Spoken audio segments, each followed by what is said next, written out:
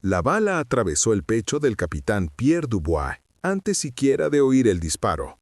Se desplomó hacia adelante en su silla, con la sangre extendiéndose por su uniforme blanco de caballería como vino derramado.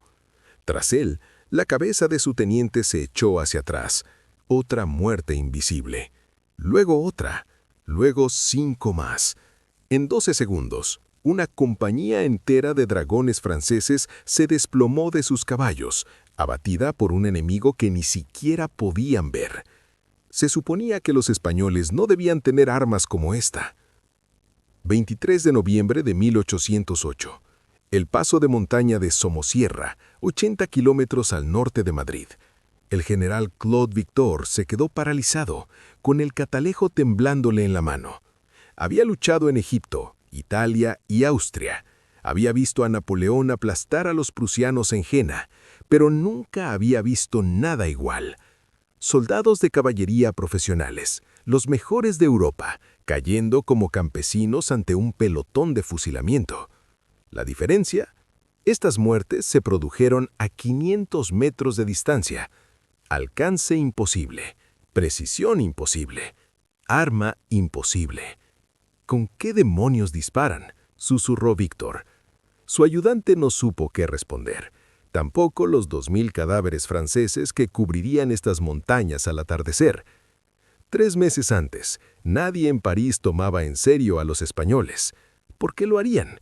Napoleón había conquistado Europa. Su Grande Armée había destruido todas las fuerzas militares profesionales desde Lisboa hasta Moscú. ¿España? España era granjeros con orcas, monjes con mosquetes, pastores fingiendo ser soldados. El mariscal Murat se rió al leer las evaluaciones de las tropas españolas. Ni siquiera tienen armas estandarizadas, le escribió a Napoleón. La mitad de sus milicias llevan armas de caza del siglo pasado. Esto será un desfile, no una guerra. Murat tenía razón en una cosa. Los españoles no contaban con armas estandarizadas, pero se equivocó rotundamente sobre lo que eso significaba. En un pequeño taller de Plasencia, un armero de 28 años llamado Miguel Estaban estaba encorvado sobre el cañón de un rifle, con las manos sangrando tras 9 horas de limado continuo. El taller apestaba a aceite de armas y virutas de metal. Le ardían los ojos por los residuos de pólvora. Pero Miguel no se detuvo. No podía. Soldados franceses habían incendiado su pueblo hacía 2 semanas. Su hermana había muerto. Su sobrino había muerto. 12 vecinos habían muerto. Y Miguel Esteban, ex pastor, ex nadie, ahora forjaba la arma que haría sangrar a Francia. El rifle que sostenía no parecía especial. 116 centímetros de largo, culata de nogal, mecanismo de chispa. Para un inspector militar francés, parecería primitivo comparado con los mosquetes Charleville estandarizados que armaban a la infantería de Napoleón. Pero Miguel no estaba construyendo un mosquete, estaba construyendo un rifle. Y hay una diferencia que le costaría a Francia un imperio. Esto es lo que necesitas entender sobre la guerra de 1808. Los mosquetes militares estándar eran armas de ánima lisa.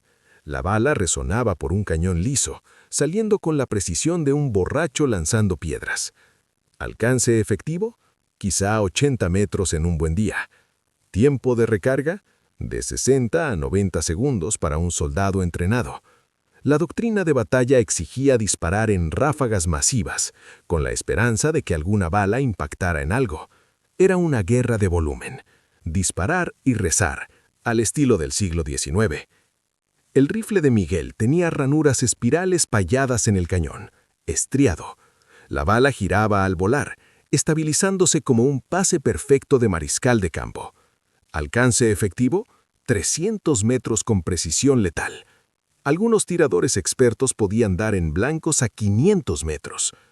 ¿Tiempo de recarga? En las manos ensangrentadas de Miguel, 35 segundos. Había practicado 8000 veces. Pero aquí está lo que los franceses no entendían. Los fusiles no eran nuevos. Los ejércitos británicos y alemanes contaban con unidades de fusiles. El problema siempre fue la producción. El estriado era lento, caro y requería maestros artesanos. No se podían producir en masa. La lógica militar dictaba que los mosquetes eran más prácticos. Se podían armar a 10 soldados con mosquetes por cada uno con fusil. El complejo militar industrial de Napoleón hizo los cálculos. Los mosquetes triunfaron en teoría. España no contaba con un complejo militar industrial. Contaba con miles de pequeños talleres, tradiciones armeras centenarias y una población de artesanos indignados que acababan de presenciar la invasión de su país. Miguel no pretendía armar a un ejército de 100.000 hombres. Intentaba armar a 500 hombres que supieran disparar.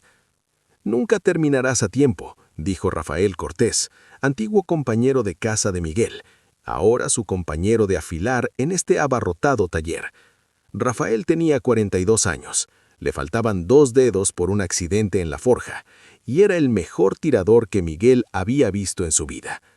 «Los franceses ya están en Burgos, estarán aquí en 3 semanas». «Entonces trabajamos más rápido», dijo Miguel. Sus manos no solo sangraban, sino que se les estaban formando callos sobre ampollas y callos. «¿Cuántos tenemos listos?» 73. «Necesitamos 200. Miguel, necesitamos dormir, necesitamos comer, necesitamos soldados franceses muertos», dijo Miguel. «Todo lo demás es opcional». Rafael observó el rostro de su amigo. El pastor que se reía de todo, que una vez pasó una tarde entera intentando enseñarle a bailar a una cabra. Ese Miguel se había ido. Este Miguel había visto arder a su familia. Este Miguel había descubierto que la rabia, bien enfocada, podía transformar el metal y el destino. 200 rifles, dijo Rafael en voz baja. Les diré a los demás que sigan disparando en las forjas. Trabajaban por turnos, jornadas de 20 horas, manos sangrantes, ojos ardientes, espaldas afligidas. El taller se convirtió en una fábrica de venganza. Llegaron otros artesanos de pueblos vecinos: Juan, el tonelero de Vitoria; Antonio, el tallador de Pamplona; el viejo Cristóbal, que podía grabar estrías con precisión quirúrgica a pesar de sus 73 años. Nadie hablaba de pago, nadie hablaba de descanso. Hablaban de soldados franceses, de la distancia que podía alcanzar una bala y de si Dios los perdonaría por la matanza que estaban a punto de cometer. Para el 15 de octubre contaban con 183 rifles. Para el 28 de octubre contaban con 247. Para el 10 de noviembre contaban con 308, suficientes para armar a todos los hombres de la milicia de Plasencia y enviar refuerzos a las guerrillas en las montañas. El capitán Andrés Medina, comandante de lo que los franceses llamaban burlonamente la Brigada Campesina de Plasencia, sostenía el rifle de Miguel como si fuera a explotar. Era un exoficial del Ejército Real, de 47 años, de barba canosa y profundamente escéptico. «¿Hasta dónde puedes pegar con esto?» 400 metros, dijo Miguel, constantemente. «Los mosquetes son efectivos a 80. Lo sé.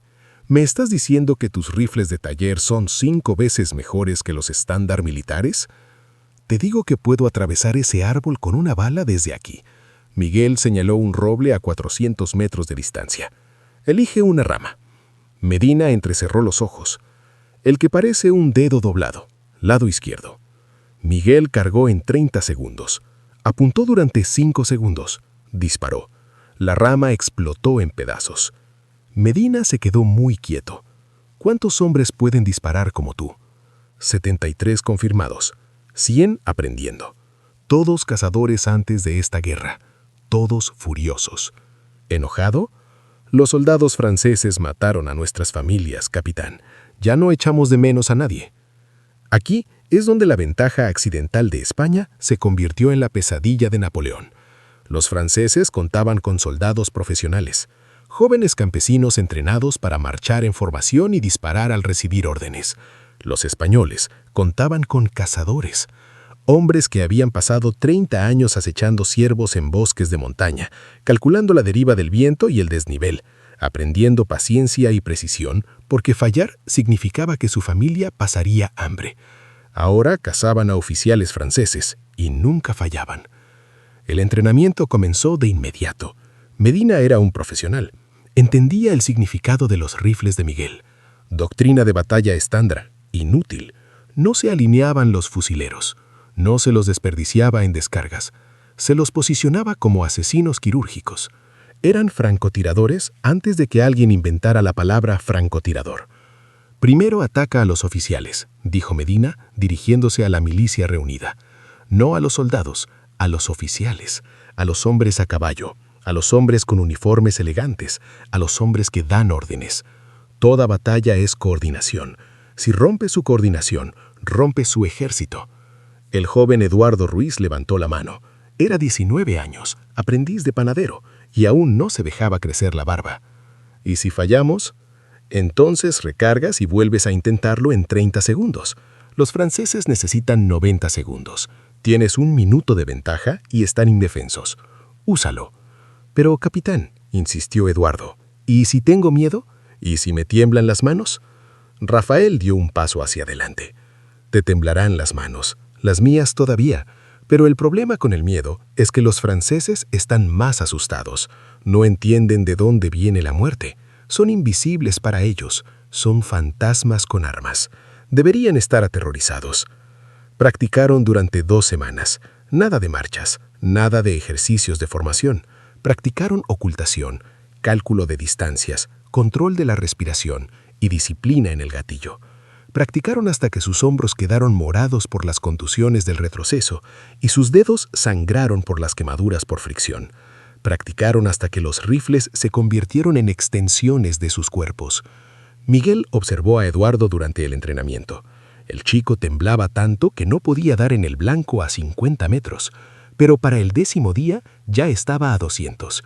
Para el 14º ya estaba a 350. La ira y la práctica resulta que son una combinación durísima. 20 de noviembre. Los exploradores franceses informaron que la milicia de Plasencia había abandonado el pueblo. Los cobardes huyeron a las montañas, le dijo el explorador al general Víctor.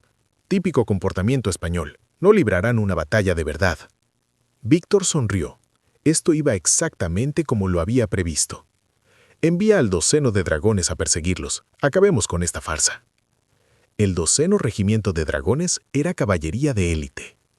Veteranos polacos y franceses, cada uno valía 5 soldados de infantería. Habían cargado contra la artillería rusa en Eylau. Habían destrozado los cuadros británicos en Egipto. ¿Perseguir a campesinos españoles por las montañas? Apenas merecía su tiempo. El capitán Pierre Dubois lideró la columna hacia el paso de Somosierra con total confianza. Sus hombres cantaban de verdad. Viejas canciones de caballería sobre gloria, mujeres y vino. Sus sables brillaban bajo el sol de noviembre. Era un desfile. Entonces el pecho de Dubois explotó. La física de una bala de fusil impactando carne humana es simple y terrible. La bala de plomo calibre 6.9 entró por debajo de la clavícula de Dubois. Le destrozó el esternón, le atravesó el pulmón derecho y salió entre los omóplatos, llevándose consigo un trozo de columna vertebral. Murió antes de que su cerebro sintiera dolor. Se desplomó hacia adelante y su caballo siguió caminando 3 pasos, cargando un cadáver. Su teniente se giró para mirar. Su cabeza se echó hacia atrás. Muerto. Sargento mayor, muerto. Cabo al mando del 3er escuadrón, muerto. 5 soldados, muertos, muertos, muertos, muertos, muertos. 12 soldados franceses muertos en 12 segundos, y nadie oyó de dónde venían los disparos. Los dragones entraron en pánico. Caballería profesional, veteranos de una docena de batallas, y entraron en pánico como reclutas ante su primera descarga de artillería, porque entendían la artillería. La artillería se veía, la artillería venía de una dirección. Esto era un asesinato invisible. «Formen filas», gritó el teniente superviviente. «Respondan al fuego». ¿Dónde devolver el fuego? Las montañas estaban en silencio salvo por el viento. Los españoles estaban a 400 metros, ocultos entre rocas y árboles, completamente invisibles. Los dragones tenían mosquetes con un alcance de 80 metros. Era como si estuvieran disparando las balas a mano. Miguel observaba a través de la rudimentaria mira que Rafael había acoplado a su fusil. Estaba situado detrás de una roca, con el cañón del fusil apoyado en una muesca natural que lo mantenía estable. 380 metros hasta la columna francesa. Viento suave del oeste, quizá a 8 kilómetros por hora. Había disparado 900 veces en prácticas. «Oficiales primero», susurró para sí mismo. Vio a un hombre con un uniforme más elegante intentando reorganizar el caos. Apuntó, exhaló, apretó. El hombre cayó. A su alrededor, otros 73 fusiles hablaron. Otros 73 soldados franceses cayeron. Tiempo de recarga, 35 segundos. Los franceses necesitaban 90. Durante 55 segundos los dragones quedaron indefensos. No podían avanzar. El alcance era demasiado grande. No podían retirarse. Su comandante estaba muerto y nadie sabía a quién debía dar órdenes. No podían devolver el fuego con eficacia. Solo podían esperar y morir. La segunda volea impactó, luego una tercera, luego una cuarta. Eduardo, el aprendiz de panadero que había estado temblando hacía 2 semanas, iba por su sexta muerte. Había dejado de temblar, había dejado de pensar en ellos como personas. Eran solo uniformes con dianas en el centro. Apuntó, disparó, recargó. Apuntó, disparó, recargó. Mecánico, eficiente, despiadado. Para cuando los dragones supervivientes se retiraron, 147 habían muerto. Los españoles no habían perdido ni uno solo. Porque no se puede matar a un enemigo que no se ve, y los franceses nunca se acercaron a menos de 200 metros. El general Víctor recibió el informe en su puesto de mando. Lo leyó 3 veces. «Esto es imposible». «Señor, lo vi», dijo el capitán de dragones que sobrevivió. «Mataron desde distancias inaccesibles a los mosquetes. Ni siquiera los vimos. Fue como luchar contra fantasmas. Mosquetes no pueden llegar tan lejos». «No estaban usando mosquetes, señor». Víctor se quedó inmóvil. Por primera vez en su carrera militar, sintió algo desconocido. No exactamente miedo, algo más frío. La comprensión de que sus suposiciones fundamentales sobre la guerra eran erróneas, de que algún campesino español había descubierto algo que la Academia Militar Francesa había pasado por alto, de que la superioridad tecnológica podría surgir de un taller en lugar de una fábrica. «¿Qué estaban usando?», preguntó Víctor en voz baja. «No lo sé, señor, pero sea lo que sea, lo necesitamos». Las noticias se extendieron por el ejército francés como una epidemia. Los españoles tenían armas fantasmas, podían matar a distancias imposibles. Los españoles eran oficiales de cacería. Si llevabas insignias de rango, estabas marcado para la muerte. Los soldados franceses comenzaron a quitarse las condecoraciones. Los capitanes se quitaron las charreteras. Los letenientes dejaron de montar en caballo. Nadie quería parecer importante. La moral se derrumbó. No lentamente, instantáneamente. Soldados profesionales que marcharon por Europa sin quejarse, ahora murmuraban de demonios y rifles malditos. Dejaron de ofrecerse voluntarios para misiones de exploración. Dejaron de avanzar por los pasos de montaña, porque los pasos de montaña significaban asesinos españoles invisibles con armas imposibles. Napoleón recibió el despacho del general Víctor en Madrid. Lo leyó una vez, lo arrugó, luego lo alisó y lo volvió a leer. ¿Cuántos perdimos?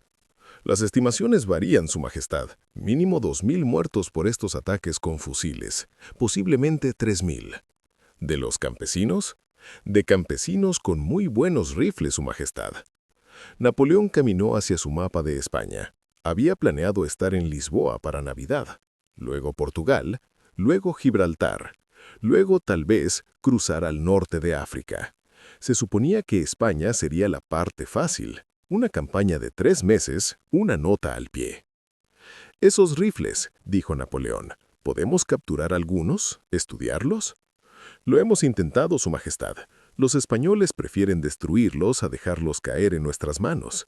Pero gracias a los prisioneros capturados, sabemos que se elaboran individualmente, no en fábricas. Cada taller produce unos 20 al mes.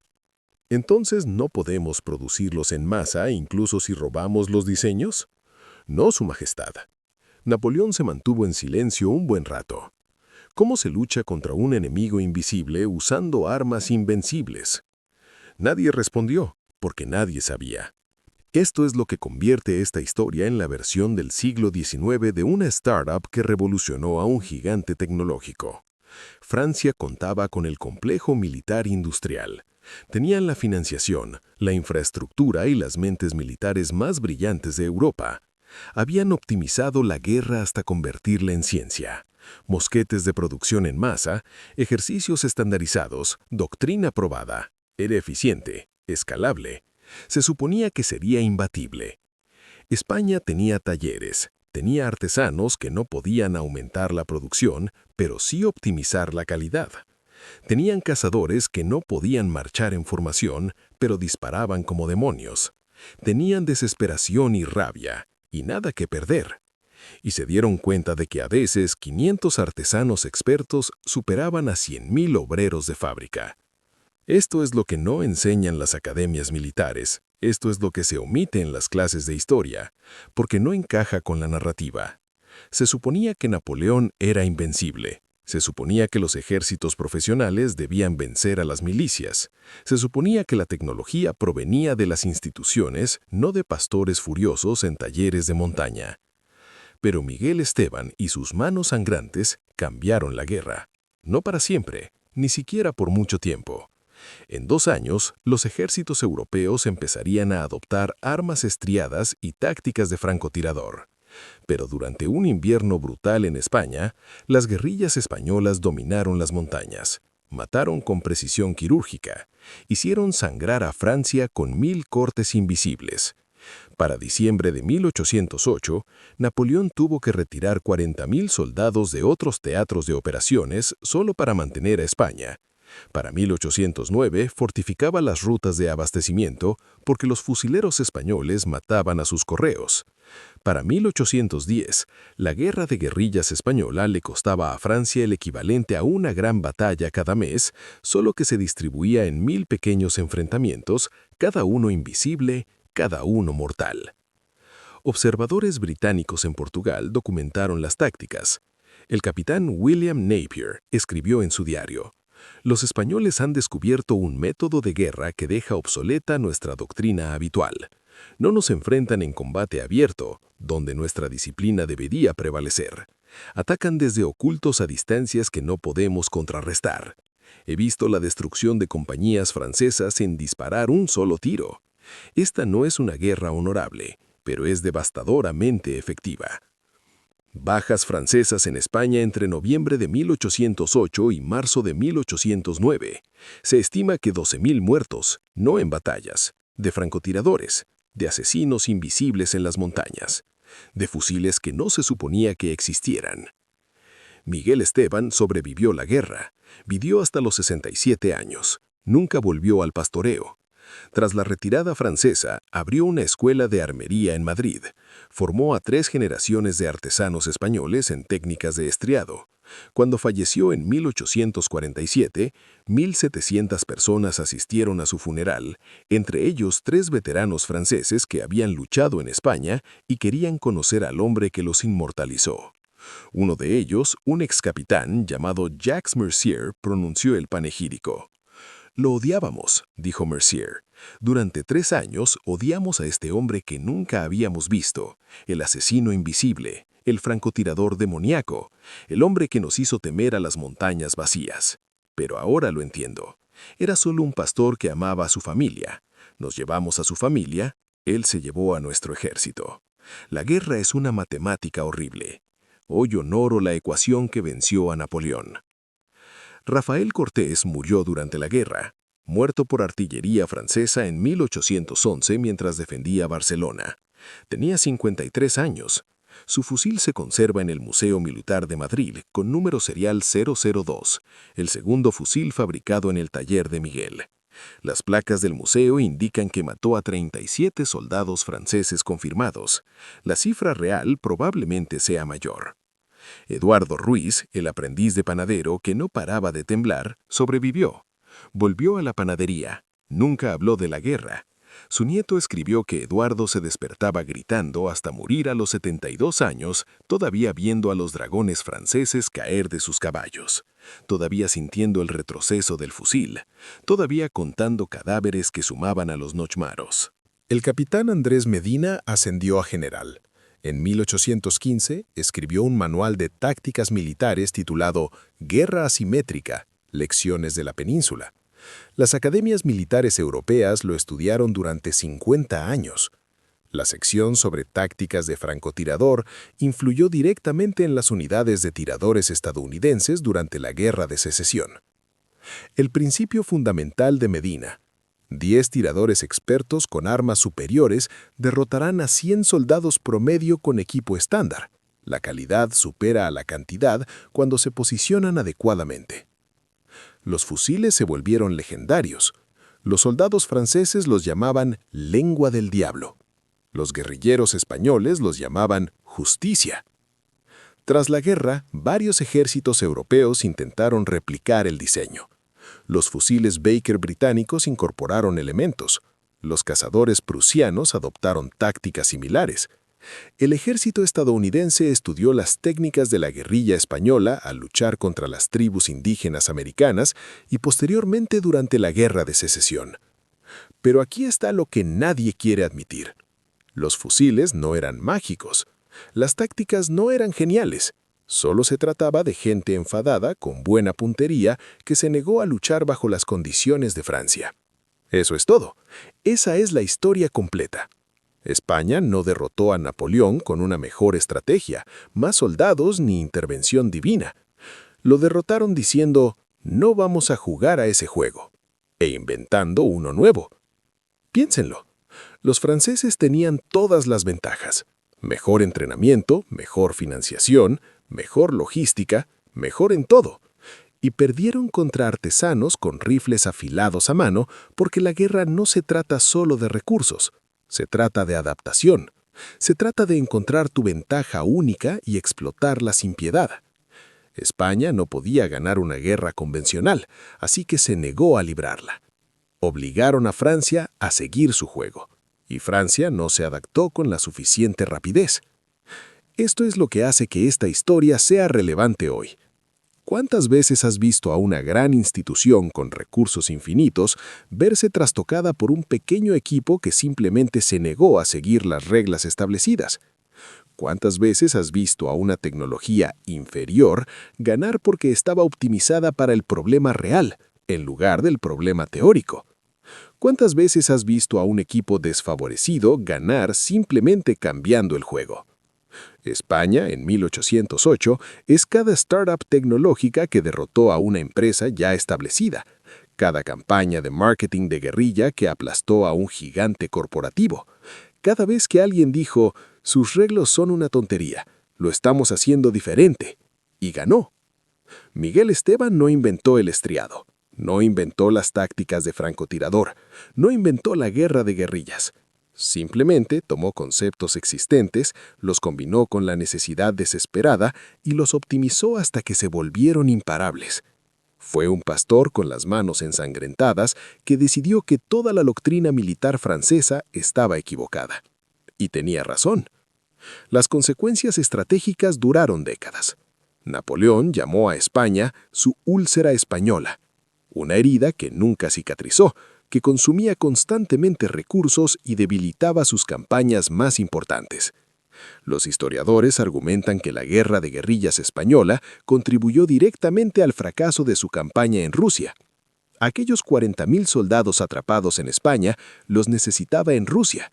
Aquellos oficiales asesinados por francotiradores españoles necesitaba su experiencia. El daño psicológico a la moral francesa se extendió a todos los escenarios de guerra. Para 1812, los soldados franceses temían más a España que a Rusia. Al menos en Rusia se veía venir al enemigo.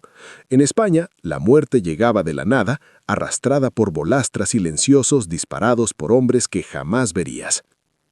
El general Claude Victor, que había visto el colapso de sus dragones en Somosierra, sobrevivió las guerras napoleónicas. Se convirtió en ministro de guerra bajo la restaurada monarquía borbónica. En 1823, durante un debate parlamentario sobre modernización militar, alguien le preguntó qué lección destacaba más de su larga carrera. Víctor guardó silencio un buen rato. Luego dijo, 23 de noviembre de 1808, paso de Somosierra. Ese día aprendí que la experiencia importa más que los números, que los enemigos invisibles son más aterradores que los visibles, que la tecnología no se trata de producción en masa, sino de producción efectiva, y que campesinos enfadados con buena puntería pueden destruir a la mejor caballería de Europa sin despeinarse. No nos vencieron mejores soldados, nos vencieron cazadores mejor armados que entendían su entorno. Nunca lo he olvidado. Francia nunca lo ha olvidado. Los fusiles continuaron evolucionando.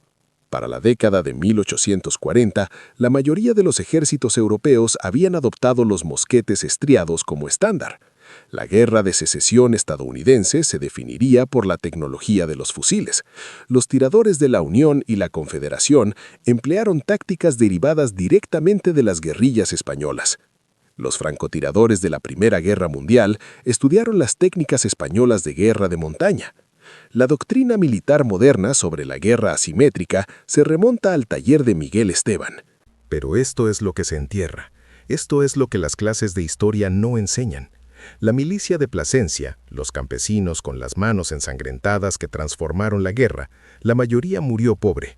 Nadie les dio pensiones, nadie construyó monumentos. Miguel estudió armería, pero Rafael murió en la ruina. Eduardo horneó pan durante 40 años y murió con pesadillas. Los otros 70 cazadores que mataron desde las montañas, la historia olvidó sus nombres. Francia erigió monumentos a sus soldados caídos. Placas en París conmemoran a los valientes caídos en España. Pero, ¿quién recuerda a los artesanos españoles que sangraron durante 2 meses seguidos construyendo rifles? ¿Quién recuerda a los cazadores que dedicaron 30 años a perfeccionar su puntería y luego 3 años a matar oficiales franceses? ¿Quién cuenta su historia? Ya lo estás oyendo. Pero si no le das a me gusta, si no te suscribes, el algoritmo de YouTube decide que no vale la pena mostrar esta historia. Tú decides, mantén vivos a estos guerreros olvidados en la era digital o deja que desaparezcan. Miguel, Rafael, Eduardo, Andrés, Antonio, Juan, Cristóbal, sangraron. ¿Ni siquiera puedes tocar la pantalla? Un me gusta equivale a un saludo a los hombres que derrotaron a Napoleón con rifles de taller y furia de montaña. Suscríbete para no perderte nunca estas historias enterradas.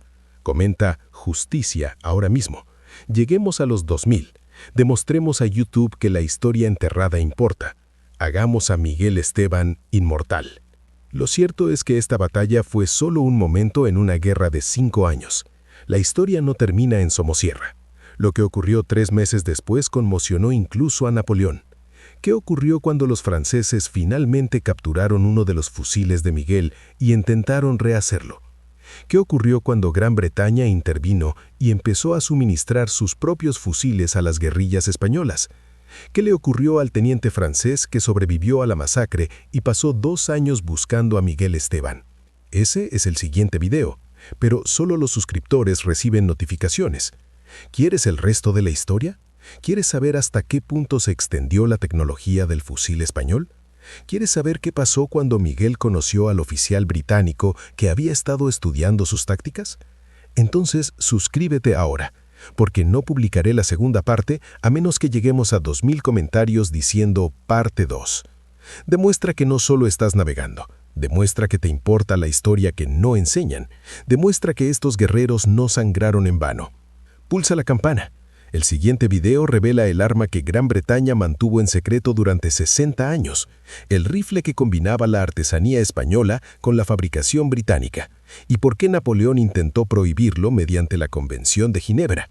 No te lo pierdas si quieres, pero te arrepentirás. Esta es la historia como guerra, cruda, sangrienta, sin filtros, sin propaganda, sin tonterías de manual. Solo artesanos con las manos ensangrentadas que le dijeron hoy no a Napoleón, y lo lograron. Si eso no te hace ganar una suscripción, nada lo hará. Comenta justicia ahora mismo. Lleguemos a los 2000. Demostremos a YouTube que la historia enterrada importa. Hagamos a Miguel Esteban inmortal. Cuadro de estadísticas clave. Los números que cambiaron la guerra. 308 fusiles artesanales frente a 100.000 mosquetes franceses estandarizados. Alcance efectivo, 300 a 500 metros, frente a 80 metros, ventaja española, 5 veces. Tiempo de recarga, 35 segundos, frente a 90 segundos, ventaja española, 2.5 veces. Tasa de bajas en Somosierra, 147 muertos franceses frente a 0 muertos españoles. Bajas francesas totales por francotiradores españoles, noviembre de 1808, marzo de 1809, aproximadamente 12.000 muertos. Tropas francesas desviadas a España, más de 40.000, debilitando las otras campañas de Napoleón. Tiempo de producción por rifle, 9 a 12 días de trabajo continuo. Asesinatos personales confirmados de Miguel Esteban, 73, documentados. Coste de construcción de un rifle, aproximadamente 3 meses de salario medio español. Bajas en la Guerra de Guerrillas Española, 1808-1814. Se estima que 250.000 soldados franceses fueron muertos o heridos. Impacto en las guerras napoleónicas. Los historiadores estiman que la campaña española redujo la efectividad militar francesa entre un 25 y un 30%. Fuentes históricas. Archivos militares franceses, Servicio Histórico de la Defensa, Vincennes, Francia. Despachos del general Víctor, noviembre-diciembre 1808. Informes de bajas del combate de Somosierra. La úlcera española, una historia de la Guerra de la Independencia de David Gates, 1986. Análisis exhaustivo de tácticas de guerrilla y ventajas del fusil español. Diario militar del capitán William Napier, 1810. Relatos de observadores británicos sobre la eficacia de los francotiradores españoles conservados en el Museo Nacional del Ejército, Londres. Guerra asimétrica, lecciones de la península, General Andrés Medina, 1815. Manual táctico original, Archivo Militar Español, Madrid. Museo del Ejército, Madrid. Fusil conservado de Rafael Cortés, número de serie 0002, con recuento de bajas documentado y especificaciones técnicas. Próximamente, la conspiración británica, el rifle que Napoleón intentó prohibir. ¿Qué ocurrió cuando los agentes de inteligencia británicos descubrieron el taller de Miguel? ¿Por qué enviaron muestras de inmediato a Londres? ¿Qué arma crearon juntos los artesanos británicos y españoles tan efectiva que Napoleón intentó prohibirla bajo las reglas de guerra? ¿Y por qué los franceses le ofrecieron a Miguel Esteban 10.000 francos de oro por trabajar para ellos? La historia se vuelve más oscura, la tecnología se expande, y Miguel se enfrenta a una decisión imposible que lo perseguirá el resto de su vida. Suscríbete ahora. El próximo video se publicará cuando lleguemos a los 2.000 comentarios en la parte 2. El tiempo apremia.